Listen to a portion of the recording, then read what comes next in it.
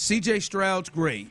What was C.J. Stroud's grade? You can text in your thoughts on what his grade is. I'm seeing D minus, D minus. Somebody said F minus, C minus. Someone said Champ Slice said he gets an A for the first half and an F for the second half, so it equals out to a C. C.J. Stroud, 19 for 33, 232 yards, 1 touchdown, 2 interceptions. In the second half, in particular, with a 23-7 lead, he was 4 of 12, 68 yards and 2 interceptions, no touchdowns in the second half. How would you grade C.J. Stroud's performance yesterday? I'll go with a D. I'll go with a D, and that's only because the first half was so well executed. It was a thing of beauty there. But look, when you're a quarterback and you got a 23-7 lead, you got the ball coming out at halftime. Really, every time you touch the ball in the second half, any points is actually more difficult for the opponent to come back, and you get shut out. That's a big time. That's a big time problem. You look at the interception coming out on the first play of the second half. It's a hard corner. We're throwing a speed cut out route. That's just on the quarterback 10 out of 10 times. Yeah, he wasn't hiding. He was sitting right there. Yeah, and you got to know, you've got to be aware. At this point, you've eaten them up with quick game in the second half. Now, there's a strong message from Gerard Johnson or Bobby Slowick, one of the two, that, hey, man, look, when we come out in the second half, their adjustment's probably going to be they're going to give us less cushion. They're going to squeeze down. They're going to tighten up this coverage pre-snap. They're going to force you to throw the ball over the top. So, it's still quick throws, but we're going to work some of that high-low, the corners outside that are now going to be a little bit tighter. So be aware that these corners – and end backers and safeties and everything, they're probably going to jump some of the routes. So you'd be aware shocked that out. Conversation was not had at the half. Boy, if it wasn't had, it's criminal. I got to believe that was had, yes. So the coming out interception is bad. That's double negative. That's not just an interception at midfield. That's double negative. That's trying to give away that's how you give away a lead. That's how you have a huge momentum swing, is in that part of the field you turn it over, right? And then you fast forward to the Tank Dell wide open, in the end zone. You've got points. You've got 3 points. And you throw an interception when, the receiver butt naked, wide open for 3+ seconds for a touchdown. That's on nobody but C.J. Stroud. And, so those two major mistakes, along with the expectations of, we're not grading C.J. Stroud on a Davis Mills scale here. You're judging, I'm judging grading C.J. Stroud on a top 5 quarterback in the NFL scale, and I think it was a rough day. So I'll go with a D, Ron. Go with a D. Some others coming in. Stroud was solid, B- to B+ in the first half. He was ass in the second half. Clint,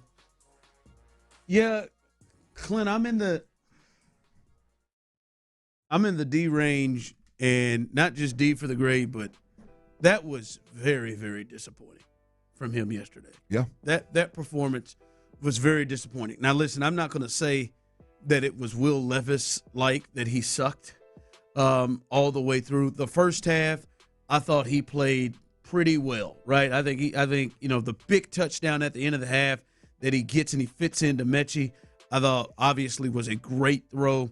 There were a couple of early ones on third downs and longs where it's like, all right, hey, picked it up, made a big play, and made a good decision, didn't try to be a hero and let people run to get third downs.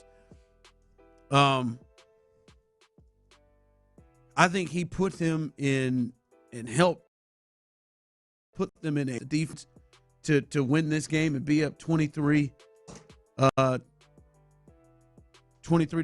at the half. And Clint, this may be harsh to some, but it is hard for me not to point at a bigger reason of why they lost the game than C.J. Stroud. Expectations or not, if they don't turn the ball over, if he does not turn the ball over, they don't win the game, or they don't lose the game, especially the second. The second one, as you just talked about, just running wide open for long stretches, right? And there wasn't real pressure, right, to get him. There was a defensive end running towards him, but he could set his feet, he could do all this and everything. He waited so long that made the defensive lineman have a better shot to distract him on the throw. That makes it 30-13. Not only did they not make it 30-13, not only did they not have a chance to make it to make it 26-13 by kicking a field goal because they were in field goal range, it was a pick and just absolutely changed the game. Yes, there were other factors of why this team lost. But coming out, Clint, I know I said it up there, the only way the Texans really going to lose this game is they start making mistakes to help them. If they start making mistakes to help them, if this was not like any of these tip ones that maybe Jared Goff said he got away with, or a Hail Mary one that's an interception, as I heard Sean saying last night, sloppy turnovers. And I think the part when I say is disappointing as well, and Clint, I think there were opportunities – Clint, the whole time, Clint and Tyler, I'm sitting there thinking, all right, here we go. It's 23-20. It's 20, like they're down through. All right, it's 23-23. Like you need your big guy, your dude to make a play. You need your dude to pick everybody up. You need your dude to fix this. You need your dude to come up with a big play. Got the ball, man. We're right here. We've crossed midfield. Make a play. And he just could not do it, Clint. Not at any moment. And we have talked about the company that we think that he may be in this year. Jared Goff, no, not even in the same company. You've talked about he's better than Josh Allen. You talked about he's better than Lamar. You talked about he may be up there with Mahomes. We've heard that conversation. Talked about all the players. He could not make a play, Clint. And he had the ball multiple times where you say, all we need is, can you tack on a field goal? And then they're driving, and he could not make a play. Not all of it was on him. There were some protection issues, yes. But there were also some opportunities too. That part was disappointing and really surprising. That there's probably about 3. The Lions are coming, and just turn it. Hell, on one of them, Bobby said, "Man, I don't know if I feel comfortable. I gotta put it in Joe's hands. Yeah. For 5 straight carries because you just thrown 2 picks like that. That part was, and again, not saying that he's done or that he stinks or anything like that. Still believe in C.J. Stroud, but that part was really tough to watch, to see that he just could not make the play or plays to get him there that we've seen him be able to do. Well, we've seen the greats do it time and time and time again with their starters, without their starters, with great play callers, without great play callers, with whatever. The fact of the matter is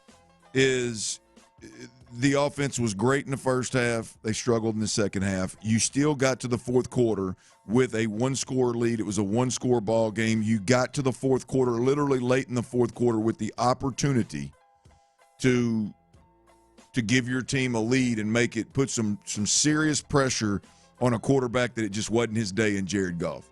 And you failed miserably multiple times, as you said. Like it was an opportunity for C.J. Stroud to re-emerge, if you will, as one of the better quarterbacks in the league and show why, and it didn't happen. Yeah. And there's no – look, I mean, that's just the truth of the matter. There's no – we don't need to – well, you didn't have this guy, you didn't have that guy. That's fine, whatever. Opportunity's there. It didn't get taken advantage of, and here we sit at 6-4, having lost 3 of the last 4 games. And at a point where you got to stop the skid here. You got to stop the bleeding, man. Someone texted in, and I'm sure we got a little bit of time in a week to look at, and tomorrow, Tape Drop Tuesday, I'm sure we'll get some more. But from your – wait to watch this one, boy. People are texting in wondering from you, Clint, from your view, what did you see was the difference in CJ from half one to half two? What did you see? 'Cause I just looked up there. They just put up the stats. Tyler, he had a QBR of 1 in the second half. 38%. Well, I mean, I think the biggest difference is he made some terrible decisions that were turnovers. I mean, that's. I mean, you can talk about Bobby Slowick all you want, but I mean, the one thing that you couldn't do in the third quarter to let the Lions back in this thing in the fourth quarter to make it a game was to turn the football over yourself, especially given the fact that he comes out and turns it over. And so the two piss-poor decisions were unacceptable for any quarterback, but damn sure C.J. Stroud. In the second half, there's no doubt about it, the Detroit Lions – they tightened down their coverage, and we're trying to force them to throw the football over the top, knowing that in order to do that, it's going to take a little bit longer, so they have to try to protect, and they can't protect, which they showed that as well. I don't know how many like, let's say, mid-range game or progression passes that were called that weren't quicks or screens, but I'm willing to bet 30 to 4% of them you were pressured on anyway. So it was there. It was just being masked by the play caller. That all the pressure that we typically seen. So, yeah, that happened, and then you look at the inability of Hutchinson to win in critical situations. That was not being critical of Hutch, but it's just a reality of it. So I think there's something to be said about the guys that were missing. I thought that was interesting. On 2 third downs, he was in that direction, in Hutchinson's direction, pretty quick. And well, I just watched that last one. I think he was working Schultz, and Schultz slipped on like a little pivot route, so he just came back to, because if he would have started out on Hutch, he would have hit him at the numbers, and he was open. But he started out to the right side and came back across the field to Hutch, and by that time the DB had already recovered and was all over his back. He'd already closed the ground between, he was so close to the middle linebacker. The middle linebacker obviously came into play, whereas if he would have started there, Hutch would have actually been open. But he started to the right side, and it looks like, you just see it, like if you watch it, they keep showing the highlight of that last play. If you look at it on the bottom right hand of the screen, it looks like Dalton Schultz slips when he's trying to run like a little pivot route. And so that's why he came off. So if that is the case, add one more, and I don't know yet, we'll see, but add one more of your highly paid veterans that it's expected to be a game changer. Add the fact that he slips in a critical moment, which is in football, but it's still a critical moment. It's still the inability to execute. And so add that to the list of veteran guys that didn't impact players that impact the game positively. Yeah, there was that last third down on Hutch where it didn't seem like it was his first read, but I remember another third down before they were a little deeper in. We were like, oh, it's man across. Man across. And he went Hutch over Branch. I just wondered why. It was interesting that Tank may not have been the first place his mind thought to go on some of those. Yeah, no, I agree. I agree wholeheartedly on that. I mean, to me, I've always said this, Ron. Like it's, even if you're working with young quarterbacks, right? And when you come to the line of scrimmage, CJ, when you come to the line of scrimmage, so again at halftime, right, Ron? We talked about it a while ago.